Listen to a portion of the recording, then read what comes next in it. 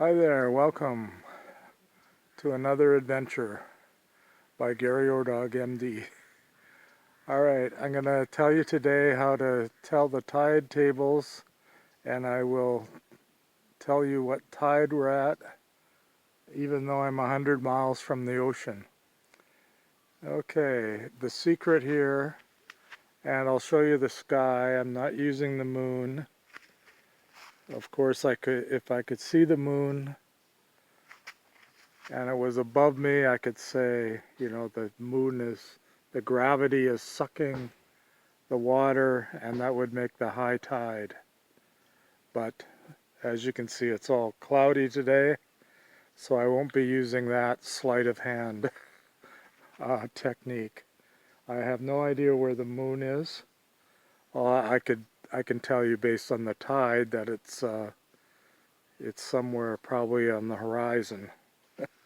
But anyway, I don't really know for sure which horizon it's on, for example. Now, here we are. Just on the other side of me is Pitt Lake, which is the world's largest tidal lake, and also the Pitt River, which is a complete tidal river. And I just looked at it, and the tide had just changed and was starting to flow up the river into the lake. So I could tell that from looking at it. So I came over on this side of the dike. This is called Addington Slough, and I will predict for you just from this slough, which is not even connected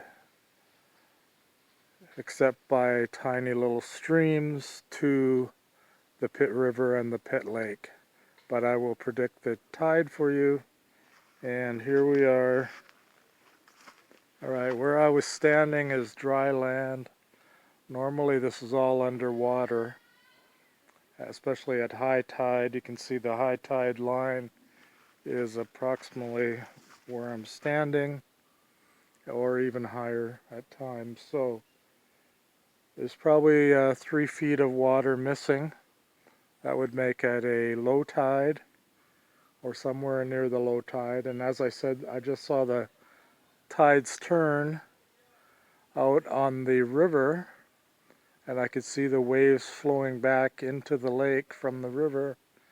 And so I know the tide has just changed, and it's probably just 15 minutes from low tides. So there it is. Observation, all that dry land should be underwater, will be underwater at the next high tide.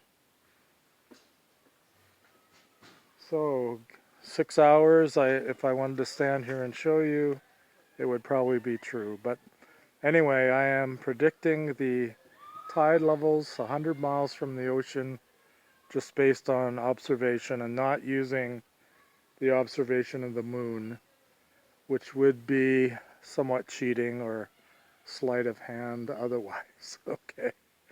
All right. There we are. All this dry land here due to low tide. And this is a swamp. This is Addington Slough. And it connects via rivulets to the Pitt River and Pitt Lake. But there's no direct connection, but it is still tidal, goes up and down with the tide, as you can see.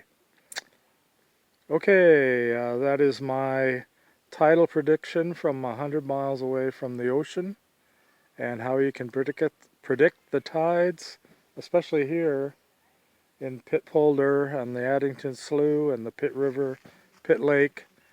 Pitt Lake being the largest tidal lake in the world. Okay, have a good day, have a good life. Dr. Gary Ordog, MD, signing out.